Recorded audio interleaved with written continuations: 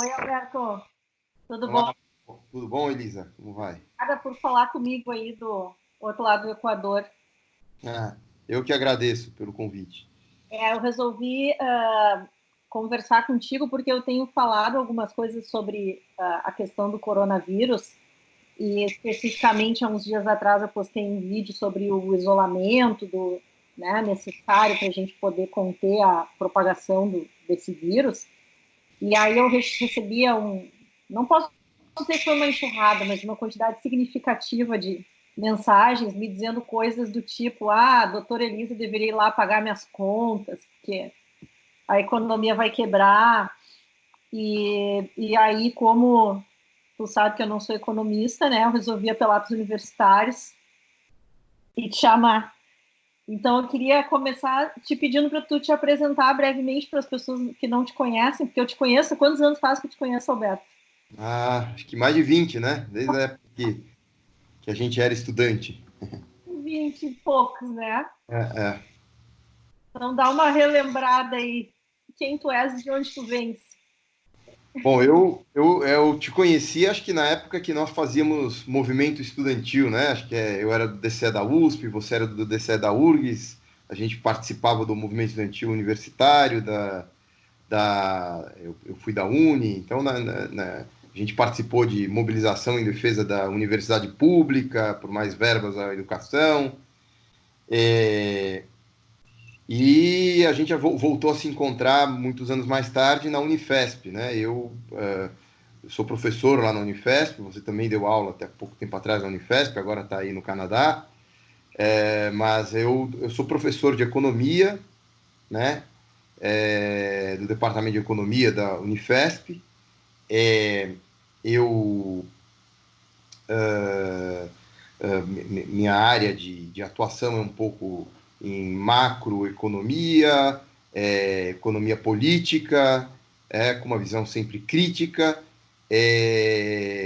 economia da moeda, moedas e bancos, economia monetária. Essa é a minha atuação principal. Mas, além disso, eu também sou continuo sendo, né, um ativista, sou da diretoria da Associação dos Docentes da Unifesp, que é o sindicato, né, dos professores da universidade, que é ligado ao ANDES, que é o Sindicato Nacional, né, dos Professores Universitários.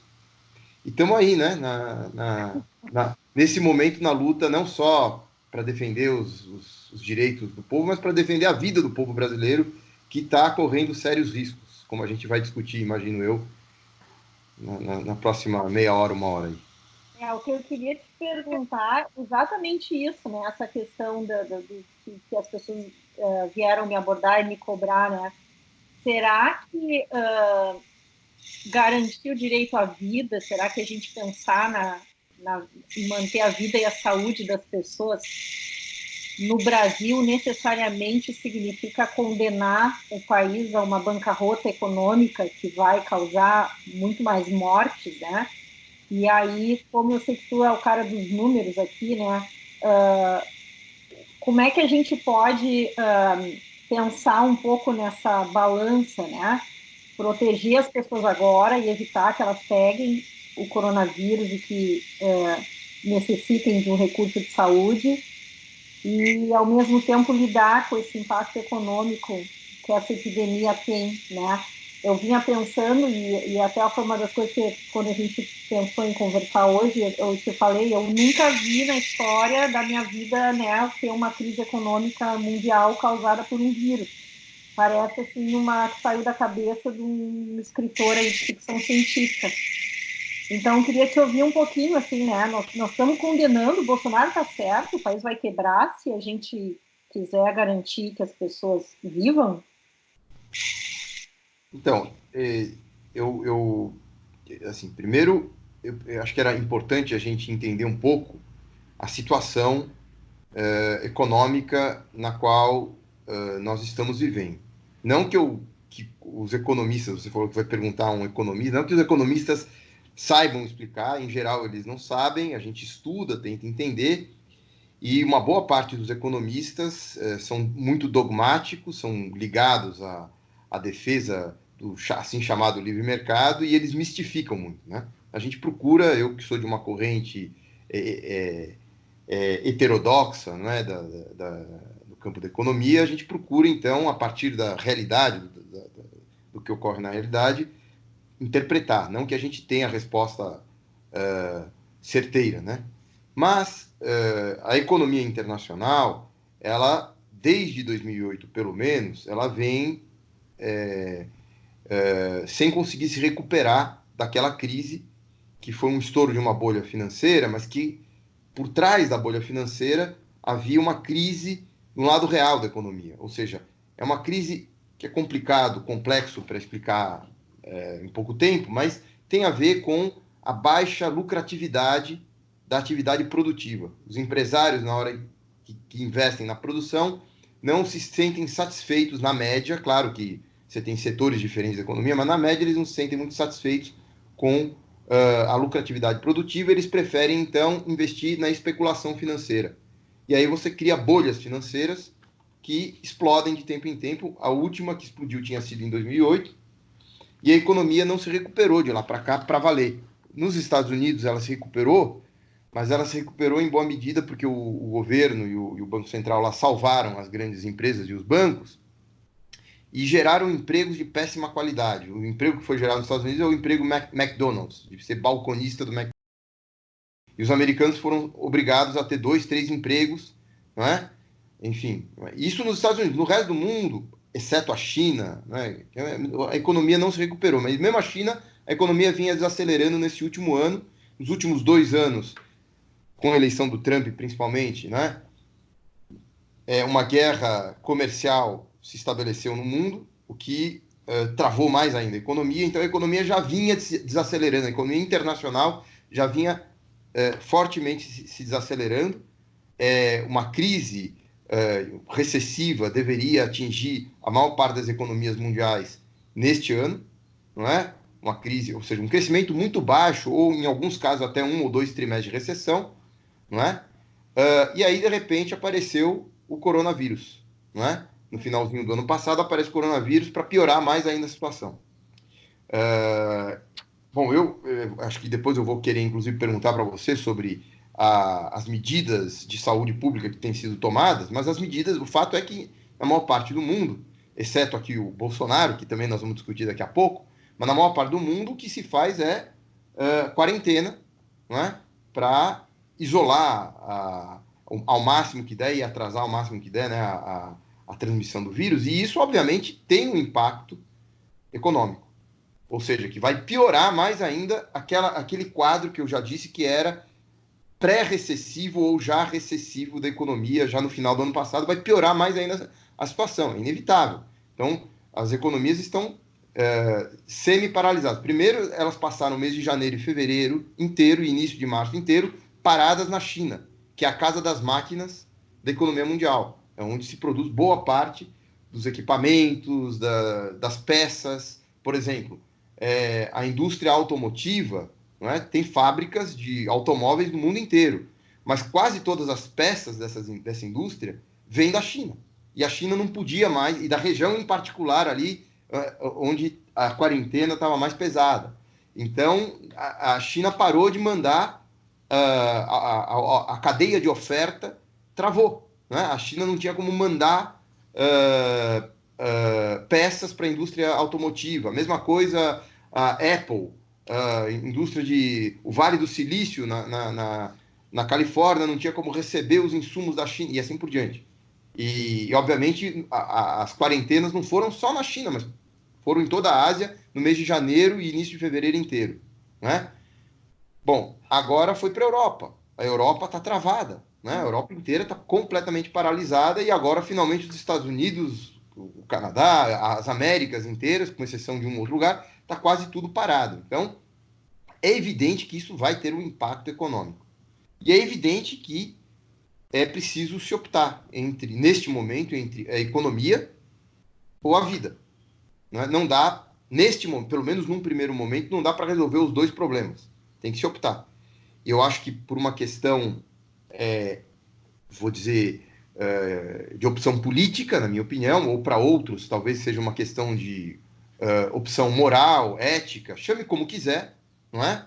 Eu digo que para mim é uma opção política porque não é um problema moralista para mim, é um problema de defender aquilo que eu acho que é justo. Ou seja, o justo é defender a maioria do povo. Então, para defender a maioria do povo, neste momento a gente precisa primeiro defender as vidas, porque não adianta você ter uma economia boa se uma parcela enorme da população está morrendo. Não tem como mitigar esse, sabe, como diminuir esse preço, o preço que a gente vai pagar, sem ser botar as pessoas na rua para trabalhar. Isso. Eu vi recentemente esse vídeo que o governo fez, mandando as pessoas voltar para trabalhar. Isso. E é um absurdo, entende? Dá vontade de tu chorar, emocionada, coraçãozinho, vendo aquele vídeo, mas é um vídeo que está mandando as pessoas se exporem a uma situação que pode matá-las, entende? Ou matar pessoas da sua família. Então, essa questão é importante. O que eu quis dizer aqui é que, num primeiro momento, é óbvio que vai ter um impacto negativo na economia. Porque a economia vai parar. Uma parcela considerável da economia vai parar. Mas não é algo que não possa ser resolvido na sequência. Se os estados nacionais tomarem para si as medidas que são necessárias para salvaguarda do emprego, da renda da população mais carente, do consumo das famílias, algo que já aconteceu em outros períodos em vários países do mundo. Vários países já passaram por guerras e depois das guerras eles se recuperaram com a ação decisiva, resoluta, corajosa dos governos para atender interesses da população. Basta que um governo queira fazer isso. Não é uma coisa simples, não se resolve, não quero fazer demagogia que você vai resolver isso em uma semana, não é? Mas você pode aplicar medidas, sobretudo medidas de distribuição de renda, não é? Já que, no caso do Brasil, principalmente, isso vale para o mundo inteiro, mas no caso do Brasil em particular, a desigualdade social é imensa. Ou seja, o Brasil é um país riquíssimo, mas a renda toda e as riquezas estão concentradas, ou não toda, mas boa parte delas estão concentradas na mão de pouquíssimas famílias, que são os bilionários, banqueiros, especuladores, enfim, alguns grandes empresários, etc., que concentram boa parte da renda nacional nas suas mãos e boa parte das riquezas nas suas mãos. Eles quase não pagam imposto, o Brasil é um grande paraíso fiscal, sobretudo para especulação financeira, não é? Então, basta que eles paguem um pouquinho mais de imposto, basta que eles paguem... Eu não estou nem dizendo que tem que expropriá-los, ou que tem que tirar todo o dinheiro deles, ou que tem que cobrar deles muito imposto, ou que tem que cobrar imposto que eles estão devendo nos últimos 20 anos. Eu sou até a favor de tudo isso, mas nem estou propondo isso neste momento. Eu estou propondo que eles, por exemplo, paguem um pouco mais de imposto para ajudar a resolver o problema no futuro. Mas mesmo antes de fazer isso, você tem uma série de outras medidas que nem precisam de imediato cobrar mais imposto deles. O governo, e aí é uma questão importante, porque na grande mídia em geral, a grande mídia ela mistifica, porque a grande mídia ela é financiada por banqueiros, pelos bancos, etc. Então, ela mistifica muito isso. A mídia vive dizendo que o governo está quebrado. Passou os últimos 10, 15 anos dizendo que o Estado está quebrado, assim não dá. E não é verdade. E ela costuma fazer, os jornalistas da mídia, articulistas, economistas de banco, costumam fazer uma comparação do governo com uma família, como se o governo fosse uma família. Uma família, você ganha tanto por mês e gasta tanto por mês. Se você está gastando mais do que você está ganhando, você vai ficar com uma dívida e não vai ter como pagar essa dívida depois. Então você não pode. Você só pode gastar aquilo que está dentro. Bom, governo não é assim.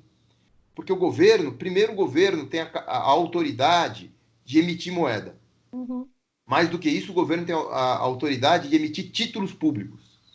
E no país, as pessoas que têm um pouco de dinheiro a mais, que têm uma poupança, pessoas de classe média, e sobretudo os mais ricos que têm uma poupança, eles têm que alocar essa poupança, eles têm que... ele não vai deixar debaixo do colchão esse dinheiro, essa poupança que ele tem, ele vai aplicar em alguma coisa. E a coisa que mais se aplica é em títulos públicos. O mercado de títulos públicos, inclusive no Brasil, é o mercado que tem mais liquidez, ou seja, é o mercado que todo mundo compra.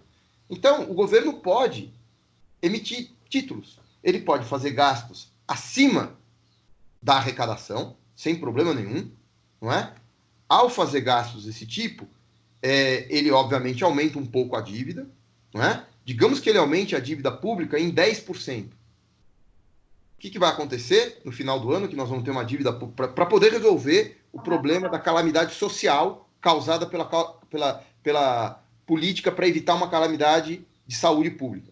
Ou seja, para a gente poder evitar, não é, a disseminação desenfreada do vírus e, portanto, a morte de centenas de milhares, talvez até mais de 1 milhão de pessoas, não é, no Brasil, porque o Brasil é um país que tem 210 milhões de habitantes. Então, mesmo que seja um pequeno percentual que morra, um pequeno percentual de 210 milhões vai passar de 1 milhão. Então, para evitar esse genocídio, né, você vai ter que fazer o isolamento social, você vai ter que fazer a quarentena, vai ter que parar a economia, e aí vai ficar um monte de gente sem salário, um monte de gente, pequenos empresários tendo que demitir seus funcionários, etc. Então, o que o governo pode fazer? Ele pode entrar garantindo a renda dessas pessoas, garantindo o emprego dessas pessoas, não é? Garantindo a renda, né, inclusive dos negócios, pequenos negócios, etc. Não é? Como que ele vai fazer isso? Ele gasta mais do que ele arrecada por algum tempo, ele vai aumentar a dívida, digamos que ele aumente a dívida em 10% até o final do ano. Daqui 1 ou 2 meses, ele aumenta essa dívida para fazer esses gastos nos próximos 2, 3 meses, 4 meses que seja. Ou seja, no final do ano, nós vamos estar com uma dívida 10% maior. A dívida 10% maior vai causar alguma catástrofe? Não. Vai causar alguma hecatombe? Não. Vai fazer milhões de pessoas morrerem? Não. Vai ter uma dívida 10% maior, que se o governo mantiver juros baixos, como tem sido mantido no mundo inteiro, próximo a zero, se o governo controlar o câmbio, centralizar o câmbio, controlar capitais, não deixar que haja fuga de capitais, se ele fizer políticas que permitam ele, não é, ter soberania sobre os rumos do país e não deixar o país, né, à mercê da especulação financeira internacional, como ele tem deixado até agora, o atual governo e o último também, nós vamos poder, então, chegar ao fim do ano com uma dívida maior, mas sem maiores problemas. Porque a economia vai ter voltado a funcionar, você vai ter salvo, não é, milhões de empregos, você vai ter salvo a renda das famílias, as famílias vão voltar a consumir, ao voltar a consumir, elas vão voltar a dar oportunidade de negócios para restaurantes, bares, lojas, pequenas indústrias, pequenas fábricas, etc., que vão voltar a funcionar, todo mundo vai voltar a ter renda, todo mundo vai voltar a pagar imposto, não é?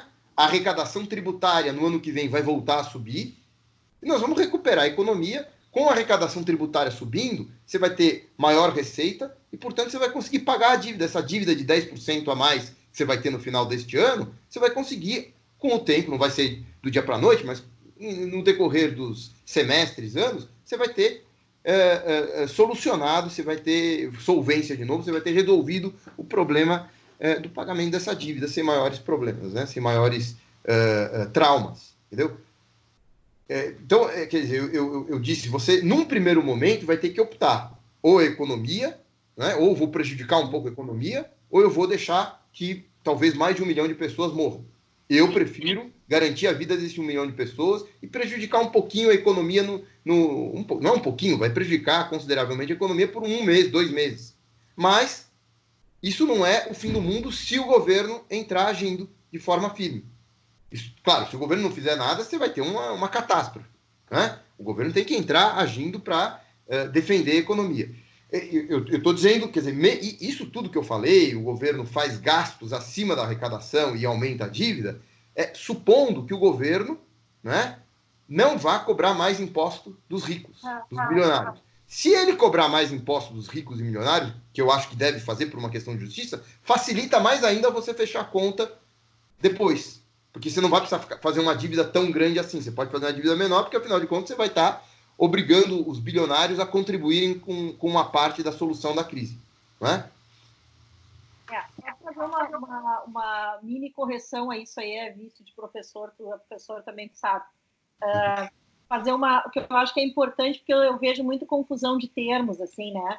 O que é quarentena, o que é isolamento, eu vejo as pessoas usarem esses termos de uma forma como se um fosse igual ao outro, e acho importante a gente fazer uma distinção, né? Isolamento é como a gente chama o que a pessoa que já está com o vírus tem que fazer. Então, se um de nós estiver com coronavírus e não for grave, a gente vai ter que ficar em casa, isolado das outras pessoas, até que o nosso organismo dê conta de combater aquele vírus e a infecção está resolvida. Isso é isolamento. A quarentena é aquela história, por exemplo, né, de quando a pessoa vai lá, viaja para a China, volta para o Brasil. Ela está sem sintoma nenhum, mas ela precisa ficar pelo menos 14 dias separada das outras pessoas para não ter risco de transmissão, mesmo ela estando num estado assintomático. Isso é quarentena. E o distanciamento social é o que a gente vem recomendando para as pessoas, que as pessoas façam, que é, se tu tiver que ir na rua comprar 1 litro de leite, tenta ficar no mínimo a 1 metro da outra pessoa, né? Não chama os teus amigos para ir na tua casa jantar no sábado, fazer rodinha de violão. Mesmo que todo mundo esteja sintomático, porque isso é o que a gente ouve, as pessoas dizendo, ah, mas eu não tenho sintoma, meu amigo também não tem sintoma, chamei todo mundo para ir lá em casa fazer happy hour. Não pode, a gente está num período em que para conter, né, o vírus, a gente precisa mesmo assintomático fazer o distanciamento social. Então são 3 coisas separadas, diferentes, né, isolamento, quarentena e distanciamento social. Eu vejo sendo meio misturadas, assim.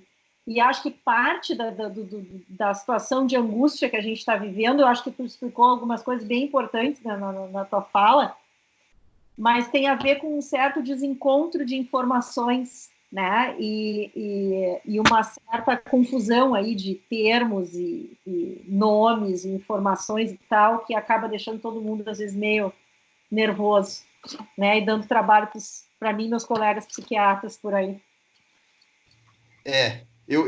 Obrigado pela explicação. Eu costumo confundir tudo. Eu confundo, como eu não sou da área, confundo o nome da doença com o nome do vírus, que é doença Covid-19, o vírus tem um outro nome, etc. E também confundo esses termos. Eu acho que foi muito boa a tua explicação. Agora, eu tenho uma dúvida, já que você está falando disso. Você que tem, quer dizer, a gente tem lido aqui na imprensa, tá, mas você que é mais conhece mais o sistema de saúde, inclusive aqui do Brasil, porque você já trabalhou muito tempo, tem trabalhado muito tempo com isso. Concretamente, se algum amigo, amiga, parente meu sentir que eu estou doente, estou com uma gripe muito forte, tosse, com sintomas que podem ser da Covid-19, o que exatamente eu faço? Sobretudo se eu não sou uma pessoa rica, não posso ir para um hospital privado caro, né? O Einstein ou Sírio-Libanês, ou será outros hospitais. O que eu faço concretamente? E o que eu vou enfrentar, portanto? Vou te falar um pouco assim, né, do lugar que eu estou hoje. Hoje eu estou num país em que todo o sistema é público. Né? Ele é financiado pela província, como se fosse o estado no Brasil. Então, aqui a primeira coisa que se diz é, se tu tiver com gripe, um resfriado muito forte, não vai para o hospital. Porque se tu for para um hospital no meio de uma epidemia, se tu não tinha coronavírus, tu vai pegar coronavírus ali, né? E aí essa é a primeira coisa que eu acho que a gente precisa parar para pensar, né? O Brasil já faz um tempo que faz a famosa pronto-socorro terapia, porque essa epidemia chega num país cuja atenção primária é muito ruim, é muito precária, né? A gente começou esse governo com dados nos mostrando que cerca de 50 milhões de pessoas com renda menor que 2 salários mínimos não tinham acesso à atenção primária. Não tinham médico para ir para fazer as coisas básicas, pedir um anticoncepcional, controlar uma pressão alta, né, tratar uma pneumonia, dar uma vacina para a criança. E aí é claro que essas pessoas vão lotar as emergências dos hospitais e os pronto-socorros dos hospitais. Uhum. Então essa é a primeira coisa que eu acho que nós vamos ter que enfrentar no Brasil. Emergências e pronto-socorros lotados, e aí eu acho que não é só SUS, porque às vezes as pessoas acham, não, mas eu tenho plano de saúde, então eu estou tranquilo. Não vai ter, se essa coisa for no ritmo que está, não vai adiantar tu ter um plano de saúde, ou não vai adiantar tu ter dinheiro, porque a gente vai lotar, né, a quantidade de pessoas doentes vai exceder todos os recursos que a gente tem. Nós estamos entrando só para relembrar, eu acho que é legal a gente pensar um pouco em contexto, né? Se a gente lembrar, porque às vezes a gente esquece, esse governo começou com aquela declaração toda torta do Bolsonaro, aquele momento em que ele achava que os inimigos dele eram a gente lembrar, né? Os professores, os gays, as feministas, os comunistas, Cuba, a imprensa, etc., etc., em diferentes ordens. Mas a primeira coisa que ele fez foi mandar os médicos cubanos de volta e reformular os mais médicos de uma maneira, ninguém fala muito disso, mas de uma maneira que a gente sabe que não funcionou. Muitos médicos abandonaram, a gente tem mais de 1.000 médicos abandonaram seus postos de trabalho dos mais médicos nos primeiros 30 dias, depois de assumirem, porque foram colocados em áreas remotas sem nenhuma condição. Em seguida, houve um corte de mais de 7 bilhões para a área social, que pegou em cheio a saúde e a educação. Eu acho que isso também é uma coisa que às vezes a gente se esquece. Parte do despreparo para conter essa epidemia tem a ver com esses cortes que aconteceram lá atrás, né? Começamos com ações que foram pseudo-ações, então vai lá e recolhe a caderneta do adolescente porque tem um desenho de um pinto e as crianças não podem ver, né? Então, esse é o Ministério da Saúde que a gente tem, né? Tivemos um ensaio de epidemias com um surto de sarampo, um aumento de dengue, zika vírus, febre amarela, que são doenças perfeitamente preveníveis e que não foram enfrentadas, e não foram enfrentadas porque a gente vem de um sistema sem, minha opinião, isso, né, sem uma política estruturante, de estrutura para esse sistema. E um sistema que vem cronicamente sendo subfinanciado. Quando a gente tem um sistema frágil e a gente coloca um desafio brutal em cima dele, e é essa pandemia do coronavírus, esse sistema quebra, ele está quebrado, né? E eu realmente, assim, a gente tenta insistir na história do distanciamento social para as pessoas, né, se isolarem, ficarem em casa, porque a gente não tem um sistema de saúde capaz de absorver um grande número de pessoas doentes ao mesmo tempo. Nós temos, se estima, um déficit de 12 mil leitos de UTI no Brasil, sem coronavírus na jogada.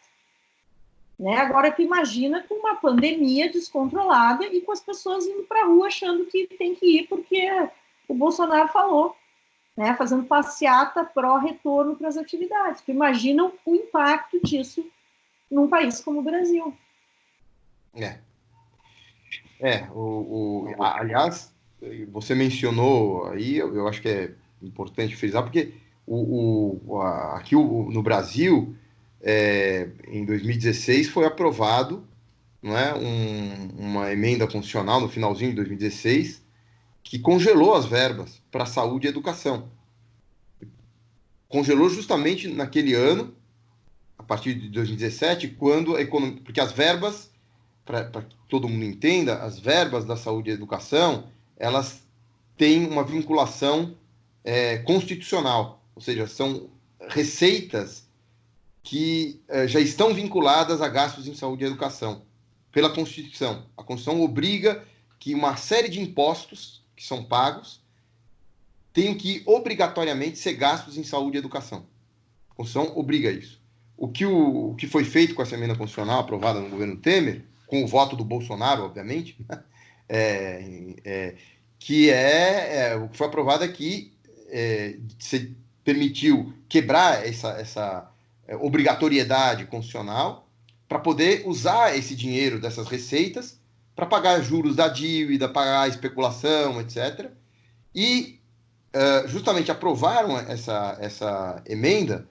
Quer dizer, a emenda congela, né, pelos próximos 20 anos. Por isso que não precisa mais estar vinculado às receitas de impostos a esses gastos, porque agora está congelado os gastos em saúde e educação por 20 anos. E eles foram congelados justamente no ano 2017, que a economia estava numa crise muito grande, a gente tinha passado, era o segundo ano de recessão sistemática, né? Foram vários trimestres de recessão sistemática, ou seja, o PIB tinha caído, portanto a arrecadação tinha caído e, portanto, congelou-se os gastos naquele patamar super baixo, não é? O que significou quase 23 bilhões de reais a menos para o Sistema Único de Saúde nesses últimos 2 anos e meio, 3 anos. Ou seja, 2018, 2019, né? Perdão, 2017, 2018, 2019 foram 22, em 2 anos e meio, 22,5, quase 23 bilhões a menos para o Sistema Único de Saúde. Então, o resultado disso é o que você está falando, né? Uma situação caótica nos hospitais, não tem. Aliás, eu li hoje nos jornais que parece ter um estudo acho que é London School of Tropical Medicine, alguma coisa assim, que estima que o governo brasileiro estaria detectando apenas 8 a 10 ou 8 a 18%, eu não sei, alguma coisa assim, dos casos reais de coronavírus. Porque o Brasil é o que menos, assim, de 60 e poucos países, é um dos que menos, acho que é o 54º, 53º, 54º país que menos aplicou testes de coronavírus, né? Então, acho que foram 13 testes por milhão de pessoas, né? Então, tem outros países aí que aplicaram, sei lá, a Coreia do Sul, acho que aplicou 7 mil testes por milhão. O Brasil aplicou 13 só testes. Né? Um negócio absurdamente, quer dizer, a gente não tem a menor ideia de quem está contaminado e quem não está, né? E não tem nem como fazer isolamento, né? Aliás, essa é uma pergunta que eu teria a você também. O Bolsonaro, não é? Ele, bom, obviamente ele está. Podemos discutir depois os motivos políticos dele, né? Mas ele está fazendo uma campanha para solapar, para sabotar, né, contra todo o conhecimento científico, todos os especialistas no Brasil e no mundo, todas as autoridades de saúde, contra todos eles, ele está dizendo que não é para fazer o isolamento social, que é para voltar ao trabalho normalmente, para as crianças voltarem à escola, etc., e fazer um tal de isolamento vertical, né? Eu queria que você falasse um pouco disso, o que significa isso, quer dizer, que você explicasse um pouco melhor por que tem que fazer o isolamento, e se existe essa história de isolamento vertical que o Bolsonaro está falando, e o que seria isso? Eu acho que, assim, quando a gente fala da história do tem que fazer o isolamento, né, tem se falado muito na história também de achatar a curva, né, e aí eu acho que é legal a gente lembrar o que é a história da curva. Esse vírus, ele tem uma característica, comparado com as outras gripes que a gente já viu, de que ele se dissemina muito rápido. Ele é um vírus que ele vive muito tempo, ele pode viver, por exemplo, até 3 dias no asfalto, né, ou num plástico, numa maçaneta de porta, e ele se dissemina muito rápido quando ele entra numa determinada população. Então, por exemplo, se tem uma situação de pessoas juntas, o cara vai numa igreja e tem uma pessoa lá, como aconteceu, né? A gente tem histórias aí na Itália, na China e tal. Uma pessoa que vai nessa igreja lá e tosse, essa pessoa está contaminada, ela rapidamente dissemina isso para todo mundo. Não é um vírus que, em termos de mortalidade, ele é um vírus mais mortal do que as outras influenzas que a gente já teve, H1N1, né, e a própria gripe comum. Mas ele é um vírus que, se todo mundo ficar doente ao mesmo tempo, porque ele vai se disseminar rapidamente, a gente vai ultrapassar os recursos do sistema de saúde para salvar a vida daquelas pessoas que eventualmente têm uma evolução ruim.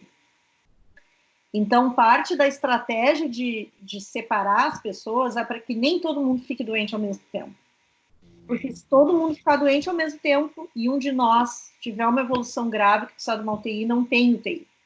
Se a gente ficar doente um de cada vez, né, a gente tem muito mais chance de se salvar. Então, nesse momento, é um momento da gente pensar coletivamente, né? A gente, como sociedade, vai ter que se separar para a gente ficar doente aos poucos e para dar tempo do sistema de saúde absorver essa demanda de gente doente. Esse termo, isolamento vertical, isolamento horizontal, tu vê assim, ó, tu é um cara com... Quantos anos tu estudou na tua vida, Alberto? Bastante. Bastante, né? Tu é um cara com mestrado, doutorado, não sei o quê. Para ti já é difícil saber o que é isolamento, o que é quarentena, que é distanciamento social, o que é isolamento vertical, o que é isolamento horizontal. Para ti é difícil. Tu imagina para a imensa maioria das pessoas. E aí vem o governo com esse termo, isolamento vertical, isolamento horizontal, que é uma coisa que a gente tem que dar um Google para ver o que é isso. Porque senão a gente não consegue entender. E, basicamente, o que o governo quer dizer com isso é que teria essa estratégia do isolamento horizontal, que é o isolamento completo, todo mundo fica em casa e só sai de casa para ir para a farmácia, para o supermercado e para o hospital se estiver mal. E o que ele inventou, que é o isolamento vertical, que é basicamente isolar as pessoas que têm mais risco de uma evolução grave. Que em outros países isso tem outros nomes, é o isolamento parcial, né? É o isolamento dos grupos de alto risco, que eu acho que dá uma ideia mais honesta do que é. Quando tu diz isolamento parcial versus um isolamento completo, tu dá uma ideia de que uma coisa é melhor que a outra, que uma coisa é mais, né, envolve a totalidade da sociedade e a outra só uma parte. Quando tu fala em vertical e horizontal, na minha opinião, eu, como quem tem que explicar para as pessoas o dia inteiro o que elas têm que fazer para preservar a sua saúde, eu acho confuso. E eu acho que dá uma ideia de que horizontal e vertical são são só duas opções. Tu pode botar uma camiseta azul, tu pode botar uma camiseta verde, entendeu? Mas, na verdade, não. Aqui, tu pode botar uma camiseta, tu pode botar um casaco. Nós estamos falando de dois recursos de proteção que são diferentes do ponto de vista de magnitude de proteção. Agora, uma outra questão que eu acho que é interessante também, que talvez você pudesse comentar um pouco mais, que é o seguinte, eu imagino que esse isolamento parcial seria, que o Bolsonaro se refere, a isolar só, ele falou isso, né? Nos discursos estapafúrdios dele dos últimos dias, ele tem falado que é só isolar os velhinhos, né? Ou aqueles que estão no grupo de risco. Conhecendo qualquer país do mundo, mas em particular conhecendo a sociedade brasileira e a família típica brasileira, você acha que isso é execuível? Dá para executar? É factível uma coisa dessa? Isolar os idosos? Conhecendo a estrutura familiar típica brasileira, conhecendo não só isso, mas a sociedade brasileira. Porque eu até imagino num país como, sei lá, a Finlândia, por exemplo, né?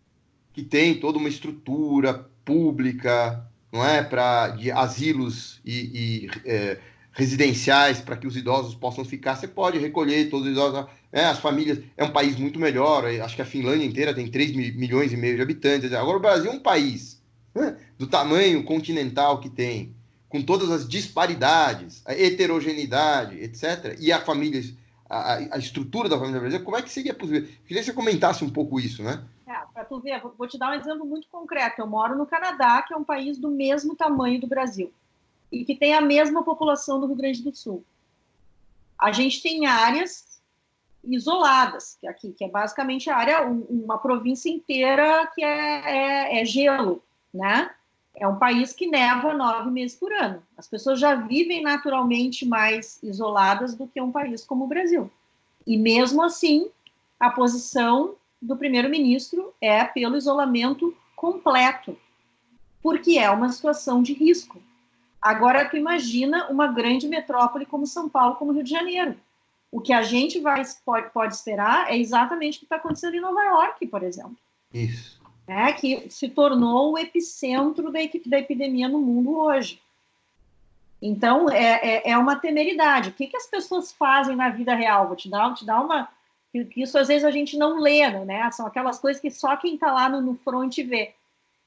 Cheio de colegas médicos, enfermeiros, que não veem as suas famílias há 2, 3 semanas. Porque a pessoa sabe que é impossível tu ter contato com alguém com vírus e tu voltar para tua casa e tu dizer tudo bem. A minha esposa é adulta, meus filhos são criança é grupo de baixo risco, então não tem problema. A gente sabe o impacto que é uma contaminação dessa para uma pessoa e para uma família. Então, hoje a gente está vendo esse movimento, enfermeiros que vão assim, faz ali uma república na casa de um, ficam 5 morando juntos para não ir ver a sua família. Em pessoa, né, para se ver só do ponto de vista remoto.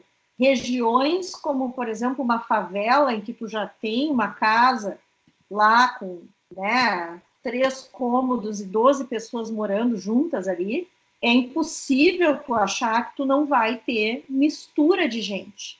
Do mesmo jeito, eu acho que até uma coisa que a gente pode comentar, né, super controverso, vejo discussões acaloradas na internet com a história do será que a gente deveria ver uma pena alternativa para um indivíduo que está, por exemplo, dentro de uma cadeia esperando um julgamento que vai acontecer daqui a 2, 3 anos, está preso preventivamente, por exemplo, porque não pagou pensão alimentícia, e as pessoas acham que podem deixar o coronavírus numa cadeia, não, deixa os caras lá e isola, proíbe visita. Mas existe um trânsito do dentro e do fora da cadeia que é impossível de tu conter. Então, ou a gente assume que a sociedade ela virou uma teia de relações em que é impossível se isolar pessoas ou comunidades, né? Ou nós vamos estar nos sujeitando a morrer dessa epidemia, não conseguir enfrentar essa epidemia. Sabe? Agora é o momento em que assim, ó, é tudo ou nada. Ou a gente vai com tudo e barra essa transmissão, porque se a gente for pela metade, nós vamos ter um impacto econômico igual, nós vamos ter um impacto econômico das perdas das vidas e do custo disso para o sistema de saúde, que eu não vi ninguém falar, né? De qual é o impacto econômico de deixar a coisa como está e assumir, digamos que morra por baixo as 7 mil pessoas, que as estimativas mais otimistas fazem. Qual é o impacto econômico de tu perder 7 mil pessoas no país, né? A maioria, nós vamos dizer, ali entre 40 e 70 anos, né? Com um impacto econômico brutal, só para nem ir para o lado humanístico, para ficar no lado econômico da coisa. Então, agora é a hora do tudo ou nada, não existe isolamento vertical. O isolamento vertical é um termo inventado, na minha opinião, para confundir a cabeça das pessoas e para achar que elas podem voltar a trabalhar para manter, né, os compromissos que o governo tem com alguns setores do Brasil, incluindo, fazer um parênteses aqui, as igrejas evangélicas. É um absurdo tu dizer que as pessoas podem ir para um culto e ficar lá 300 mil pessoas aglomeradas no mesmo recinto durante 1 hora, 1 hora e meia. Mas a gente sabe que isso aconteceu porque o governo vinha, né, tem compromissos com esses setores da sociedade. Então, ou a gente vai para tudo, ou a gente bota a população brasileira em risco de um genocídio, como tu falou. Porque o meia-boca, nesse momento, não nos protege. Não, eu fico imaginando, porque numa família típica brasileira, os avós, os velhinhos, os idosos, em geral, são aqueles que cuidam dos netos, enquanto os pais estão fora trabalhando. Não tem como isolá-los. Alberto, nas famílias brasileiras, as pessoas de 60 anos trabalham. Trabalham, né? Tu sabe disso. O cara não consegue mais se aposentar no Brasil. Claro. Além disso, né? Acabaram de fazer uma reforma da Previdência que atacou os direitos, que obriga as pessoas a trabalharem até 90 anos de idade. Vai fazer, se uma mulher vai fazer faxina, o cara vai dirigir um táxi, né? A outra vai fazer coxinha para vender, a outra vai cuidar dos netos para uma filha ou para um filho poder trabalhar. As pessoas trabalham e a gente tem famílias sustentadas pelos avós, né? E independente disso, é um absurdo tu entregar uma parcela da população para morrer por uma doença prevenível. Isso. Exatamente. Exatamente. Uma outra coisa é que assim, o Bolsonaro também mistificando o tempo inteiro e também contra todos os aconselhamentos da comunidade internacional e nacional de saúde pública, de prevenção a doenças, contra os epidemiologistas, etc., ele vem dizendo que já tem um remédio pronto, que já está resolvida. A tal da cloroquina, que ela... isso se soma só a um acumulado de irresponsabilidades dele, né? Dele e do governo inteiro dele, né? Porque todos os ministros apoiam ele. Não é que ele é um maluquinho e, né, e todos os outros. Então, eu queria que você falasse um pouco disso. Primeiro, em que estágio está a pesquisa de uma verdadeira vacina? E segundo, que história é essa da cloroquina? Vou te dizer assim, ó, o que eu vejo são três frentes, né? Eu vejo uma frente que é essa história da cloroquina. Cloroquina é assim, a cloroquina a gente tem um estudo francês que foi dado cloroquina para 40 pessoas, uma amostra super pequena, e mostrou que a cloroquina diminuía a quantidade de vírus no sangue. Tá? Isso não mostrou que elas morriam menos. Esse estudo não era para ver se elas morriam menos.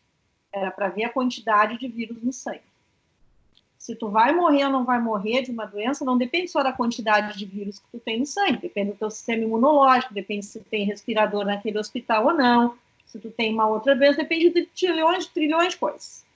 Então, esse estudo, né, é o tipo de estudo que a gente, como pesquisador, a gente considera que ele é um estudo bom para gerar uma hipótese. Gerar uma hipótese, talvez essa cloroquina seja um negócio bom. Mas não é um estudo desenhado para testar uma hipótese. Que é, né, será que cloroquina é efetivo contra o vírus? Eu tenho que prescrever cloroquina amanhã? Então, é um estudo interessante, mas é um estudo para gerar uma hipótese.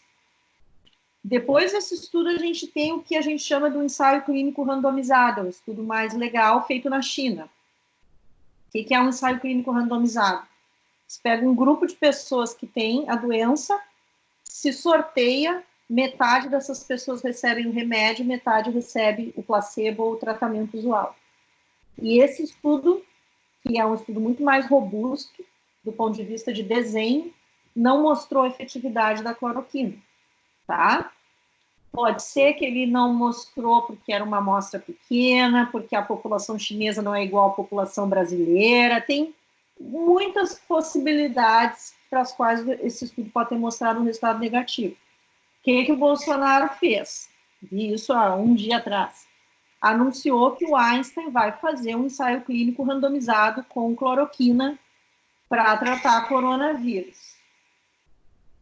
O que eu acho que é importante a gente olhar criticamente? Precisa ter esse estudo? Precisa. Precisa ter esse estudo. Né? Onde que é feito 90% dos estudos de pesquisa no Brasil? Onde que é feito, Roberto? Nas universidades públicas, não? Nos hospitais públicos, universidades, hospitais universitários. Para universitários. Já tem, a gente tem um site, todo mundo pode acessar, clinicaltrials.gov. Qualquer ensaio clínico randomizado que se preste no mundo tem que ser registrado nesse site. Se tu for lá checar, tu vai ver que já tem universidades públicas no Brasil desenhando estudos com a cloroquina para infecção por coronavírus, né? Segundo ponto, é importante a gente saber, né? A gente está querendo agora um ensaio clínico para nos salvar do coronavírus. Mas o que a gente tem visto ao longo dos últimos anos ser feito com as instituições de pesquisa no Brasil? Um ataque desenfreado. Tem um ministro de Ciência e Tecnologia que, ok, no cômputo geral, a gente até não acha tão ruim, né? Mas que não é um pesquisador. A gente tem na CAPES um cara que acredita no criacionismo. A gente tem o governo extinguindo o bolsa da CAPES, dizendo que nas universidades as pessoas estão fumando maconha e fazendo suruba, desmoralizando a pesquisa, indo atrás de explicações místicas e não científicas para as coisas. E na hora em que a gente tem uma epidemia como essa, em que a gente precisa da construção de conhecimento que, historicamente, nesse país, vem sendo feitas nas universidades federais e estaduais, a gente está com essas instituições sucateadas. Nós vamos até conversar isso com mais calma, mas eu aqui no Canadá eu tenho vergonha, às vezes, de contar o jeito que uma universidade pública no Brasil funciona. Porque os caras não entendem como que não tem uma internet boa aí na universidade de vocês. Né? A gente tem universidades que usam internet de escada ainda no Brasil. Como que os alunos não têm acesso a né, a uma biblioteca legal. Como assim vocês têm que levar papel higiênico de casa? Os caras não conseguem entender qual é a situação de uma universidade pública brasileira. E na hora em que a gente precisa desse conhecimento, que é só lá que é gerado, a gente não tem. A gente tem que sair fazendo uma medida emergencial para entregar na mão de uma instituição privada a resposta que a gente precisa, porque a gente desmantelou as instituições desmantelou e desmoralizou as pessoas que trabalham lá. Exatamente. Eu acho que tem uma dimensão política, mas tem uma dimensão individual e pessoal de desmoralização das pessoas que estão lá. Tem uma política, né, deliberada. Eu falei da emenda constitucional 95, essa que congelou as verbas da saúde, mas ela congelou as verbas da educação, das universidades, das instituições de pesquisa. Então, elas estão completamente subfinanciadas. As universidades públicas, elas já estavam sendo sucateadas durante todos os anos 90, nós nos lembramos disso da época que nós éramos estudantes. Elas foram expandidas, o que foi muito bom, houve uma expansão forte entre 2006 até 2012, 2013. A partir de 2015 começa a haver cortes muito pesados. 2016 em diante houve cortes muito pesados, inclusive por causa dessa emenda que congelou as verbas, e as universidades estão sendo sucateadas. E agora, com o governo Bolsonaro, o objetivo é não apenas cortar as verbas, mas também desmoralizar, como você falou, né? Desmoralizar a ciência. E no Brasil, acho que isso é importante, no Brasil não existe possibilidade de universidade para valer. Pode ter uma outra exceção, mas são exceções que confirmam a regra. Não tem como ter universidade que desenvolva pesquisa, não apenas em termos de inovação tecnológica, mas pesquisa em todos os sentidos, no sentido multidisciplinar, né? Não existe outro espaço para isso que não seja a universidade pública. A universidade privada no Brasil, quer dizer, mesmo, acho que aí no Canadá, nos Estados Unidos, o grosso das verbas para pesquisa vem, mesmo nos Estados Unidos, que tem as universidades privadas, elas são privadas, sei lá, as principais universidades dos Estados Unidos, as mais famosas, Harvard, MIT, etc., elas não são públicas, né, são sem fins lucrativos, mas não são públicas, mas o grosso das verbas de pesquisa vem do Estado, não é? Então não tem, mesmo aí, não tem possibilidade de fazer pesquisa que não seja com verba pública. E no Brasil, ainda mais, que é um país periférico, por motivos que não tem tempo da gente discutir aqui, mas é um país periférico. Nos Estados Unidos, você ainda tem grandes empresas, corporações americanas, sei lá, a Boeing, por exemplo, que tem interesse, então ela pode investir numa ou noutra pesquisa. Aqui no Brasil, não é? Grandes empresas aqui, quais são? Sei lá, Volkswagen, Ford, etc., elas são todas multinacionais.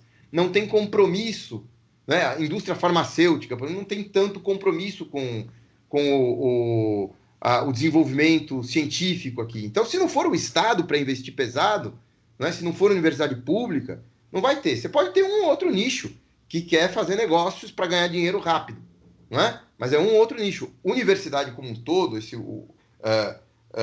esse espaço de desenvolvimento científico, cultural, pedagógico, educacional, multidisciplinar, tecnológico também, não é? Esse espaço de conjunto, não existe outro que não seja público aqui no Brasil.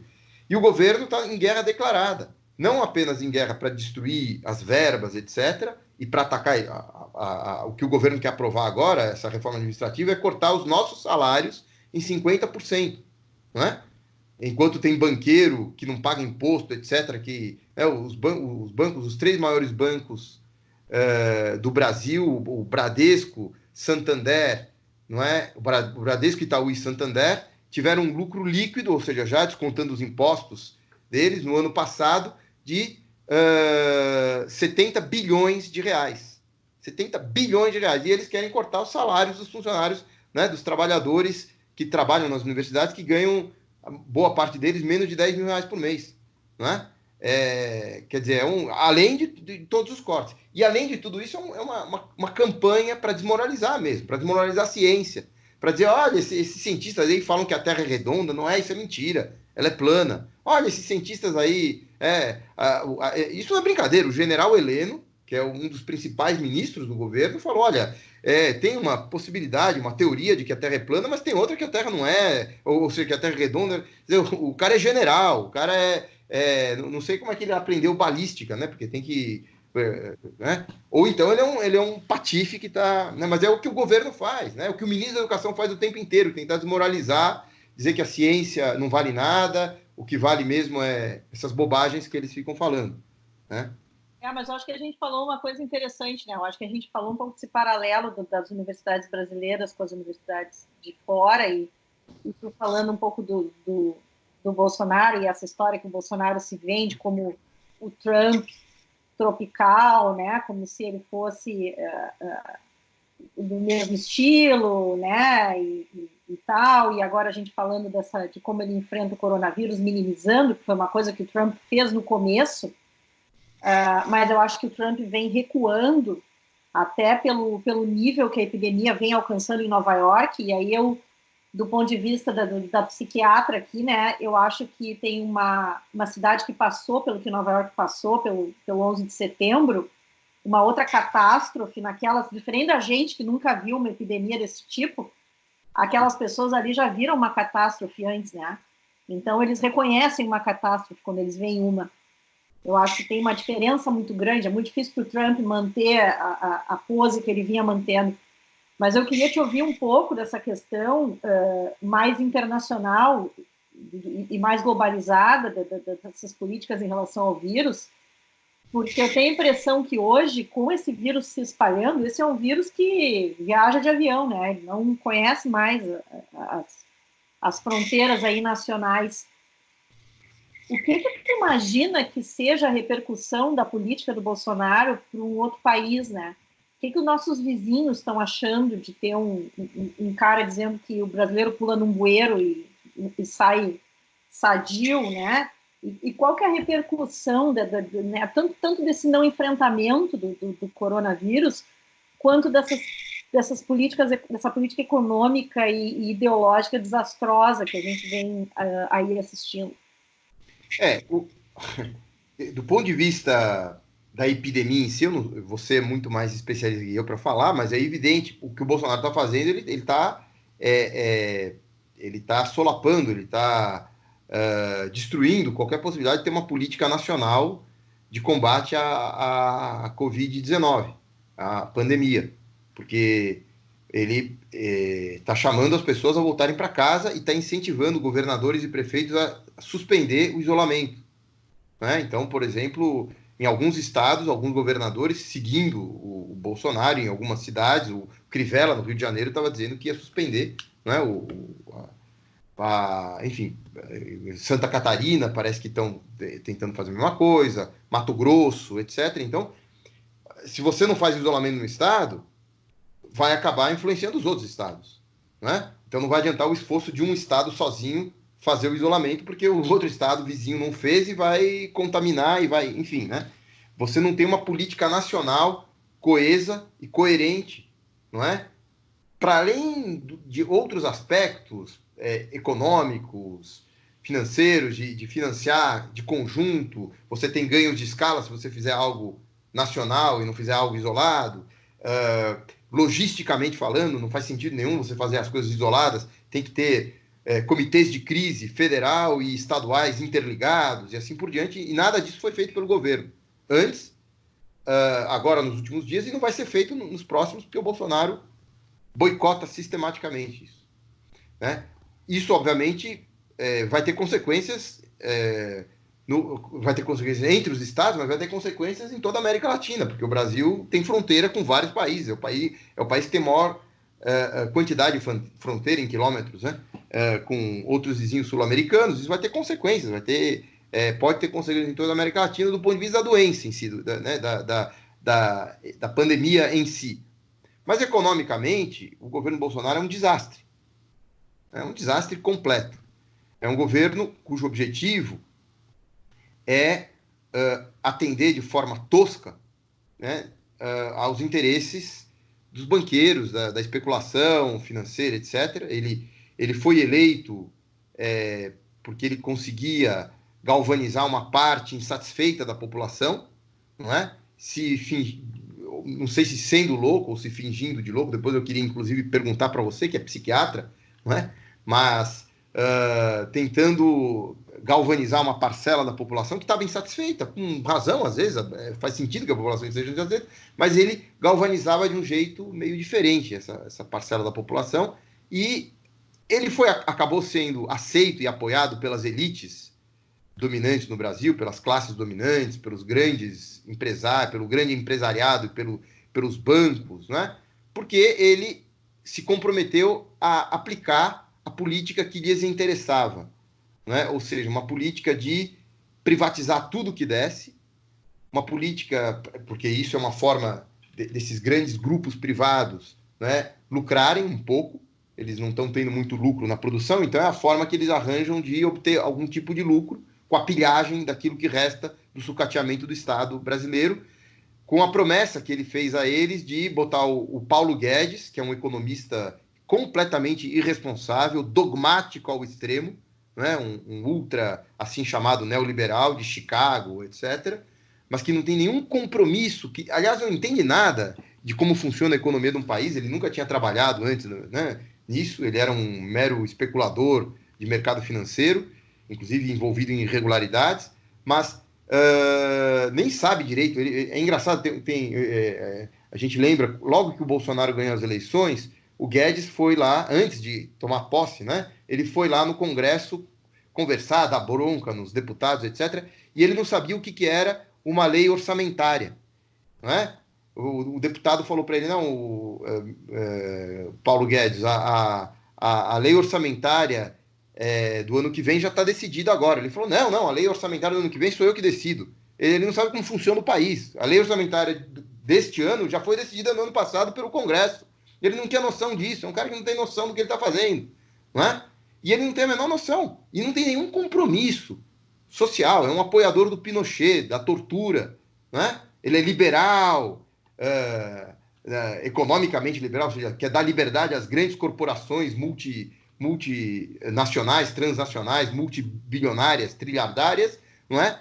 Liberdade para elas, mas nenhuma liberdade política para ninguém, porque ele é a favor da tortura, da prisão, de prisioneiros políticos, como foi na época do Pinochet no Chile, né? Aliás, não é por acaso que ele está no governo Bolsonaro, que é um defensor da tortura, né, público, defensor do Ustra, que é o torturador, etc. Mas, economicamente, é um desastre, porque a política dele é só fazer isso, cortar verbas, né, públicas de gastos sociais, privatizar tudo que der, não é?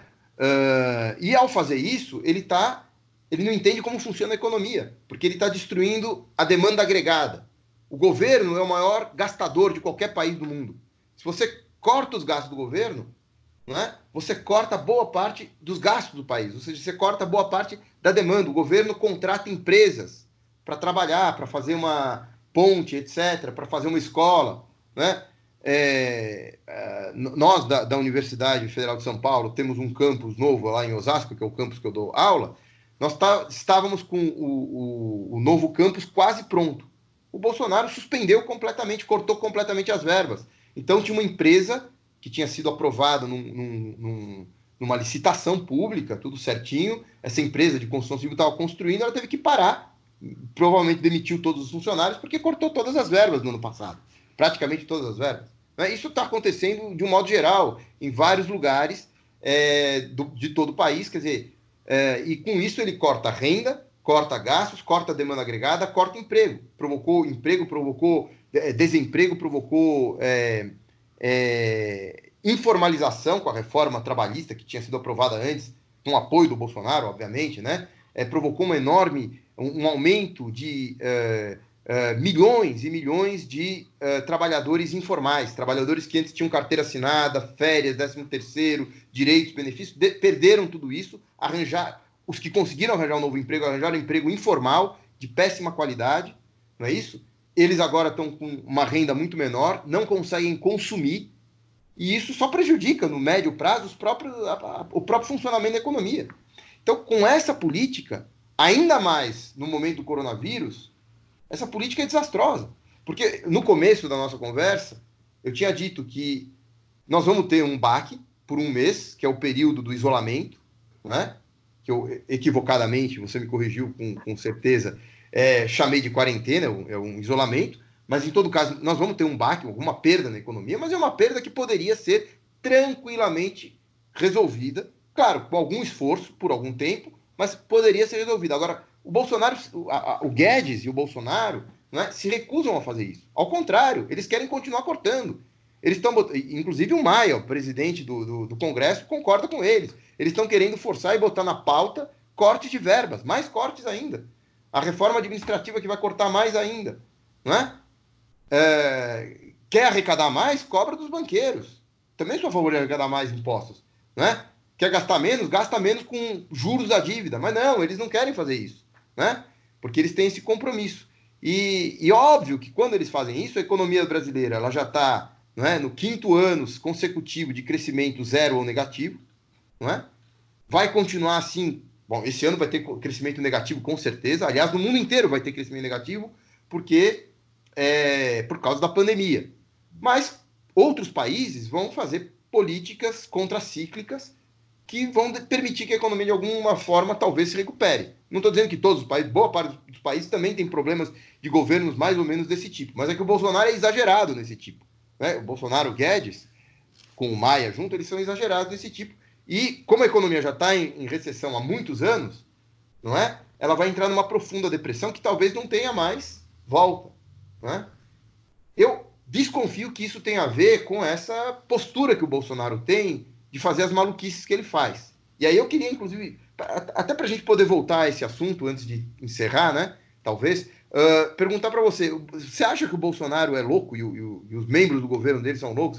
Tem a Damares que fala da goiabeira, tem o ministro da Educação que fala as bobagens que fala dia sim, dia não, né? Que fala das balbúrdias, que aparece com guarda-chuva. Que é? Isso é loucura? Isso é o quê? Eu vou Você que é dizer, psiquiatra. pode parecer difícil de acreditar, mas o Bolsonaro não é louco.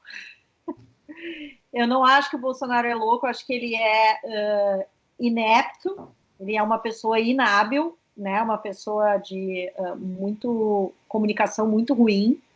Mas eu acho que tu mesmo na tua fala levantou o papel do Paulo Guedes, né? Eu acho que às vezes a grande imprensa vende uma ideia de que não, o Bolsonaro é ruim, então fora Bolsonaro e tá tudo resolvido. O Mourão vai assumir, o Mourão vai dar um jeito, porque o Mourão é bom, o Moro é o caçador de corrupto e né, o Paulo Guedes é legal e vamos entregar para os técnicos. Não, eu acho que está na hora também da gente olhar com um pouco mais de cautela para essa ideia de que o problema é só o Bolsonaro, porque eu acho que o que tu trouxe aqui, para mim, foi muito esclarecedor em termos de entender que o Bolsonaro ele é talvez um jeito tosco e muito primitivo, né, de representar um grupo de interesses e que se capilariza de diferentes formas para diferentes campos. E eu acho que para a gente que pretende ter uma visão um pouco mais humana e um pouco mais aí preocupada com a saúde, com a vida das pessoas, eu acho que cabe a nós usar um pouco da força que teve o movimento do ele não num determinado momento político brasileiro, com o que a gente está vendo nesse momento, que eu acho que é uma coisa que está ultrapassando as fronteiras do país, inclusive. Eu acho que a gente está tendo uma mobilização gigantesca da população em defesa da sua vida e da sua saúde, né, com interesse na sua manutenção econômica também, mas principalmente em defesa da sua vida.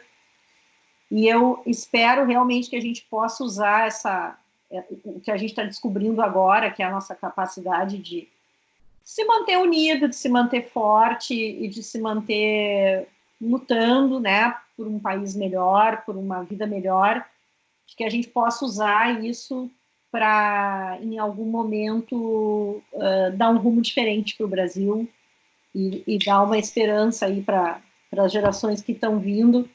Né? A gente falou aqui que nem nós, nem nossos pais, e possivelmente nem nossos avós nunca viram uma coisa parecida, para que também, né, nossos filhos, netos e bisnetos não tenham que passar por nada semelhante aí no que vem pela frente.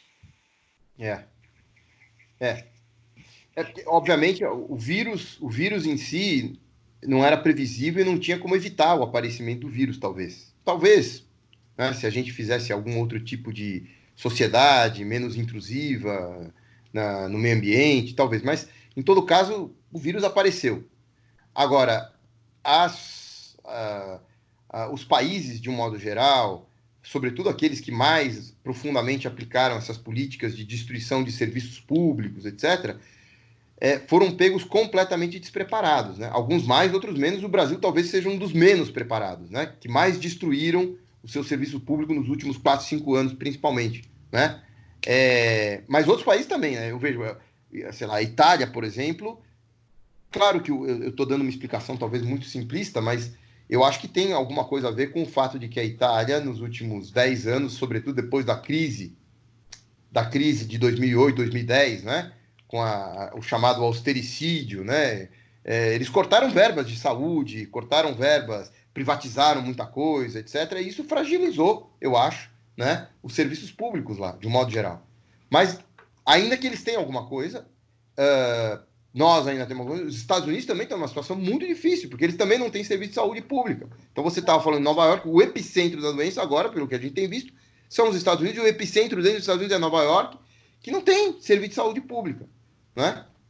O governo aprovou, você estava falando do Trump, que é um pouco diferente do Bolsonaro, o governo lá aprovou um pacote de medidas que, em boa parte, salva bancos, como salvou em 2008. Né? A preocupação deles é salvar os bancos e salvar as grandes empresas. Mas também tem, numa parte desse pacote, medidas que, de fato, vão lidar com o problema um pouco da saúde e um pouco do desemprego, da renda do trabalhador, etc. Que é algo positivo, é claro. Mas isso só entrou porque deputados ligados a movimentos sociais conseguiram enfiar no pacote. E também só entrou porque o Trump está preocupado com as eleições. Porque vai ter eleição lá nos Estados Unidos no final desse ano, né, no segundo semestre, daqui a alguns meses. Então ele está preocupado com isso, está preocupado com os democratas, etc., com a oposição, Bernie Sanders, não sei o quê, e com a oposição que os movimentos podem fazer, porque pode ter uma calamidade social, né? Uma explosão social lá também. Então ele está preocupado com isso e flexibilizou. Só tive uma coisa engraçada. Tive a oportunidade de, num congresso, apertar a mão do Bernie Sanders. Ainda bem que foi. Ele estava no congresso em Atlanta, ainda bem que foi pré-coronavírus. Se fosse hoje, ia rolar. Mas, em todo caso, agora, eu digo, quer dizer, isso é um problema geral, mas aqui no Brasil é mais ainda. E a impressão que dá, eu concordo com você, o Bolsonaro não é. Ele se faz de louco, né? Talvez até tenha alguma coisa, mas ele se faz de louco e é uma política deliberada. Então, essa história agora, não é? Quer dizer, ele primeiro tenta dialogar com essa base social revoltada dele, que é aquela base social que não é organizada, não é trabalhador que é organizado em sindicato. Em geral, é dono de barzinho, dono de restaurantezinho, ou então é aquele policial militar de baixa patente, que está insatisfeito, vê que tem muita coisa errada, mas não consegue entender porque não está organizado socialmente, não tem consciência social, não tem consciência política, então vai no discurso de um sujeito que é meio doidão, meio palhaço, faz palhaçada, é aquele tiozão do pavê, né? Ele não é o tiozão do pavê, entendeu? Porque o tiozão do pavê não ia querer ver a sua filha morrer, entendeu? Ele não é o tiozão do pavê. Ele sabe muito bem o que ele está fazendo. O que ele está fazendo é porque ele tem compromisso com os setores que colocaram ele lá.